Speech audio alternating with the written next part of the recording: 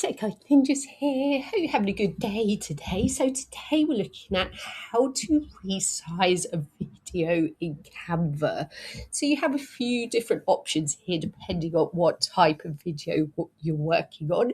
So if you have like a YouTube style video like this one, you can resize the video by clicking on it, hovering over the edge and dragging it shorter or longer.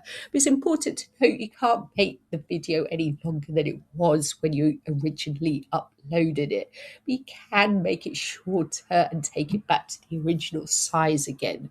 If you're working on something like more of like an Instagram story, so this upright type video, but the video you've uploaded is landscape, you can easily resize it by dragging the corners and taking it to the size of the template. So let me keep going here. I want to try and keep the dog in the focus. I'm just going to drag it down. There we go. I've resized the video to fit the upright Instagram story format. I hope that was helpful. Please like the video and subscribe. I will see you soon.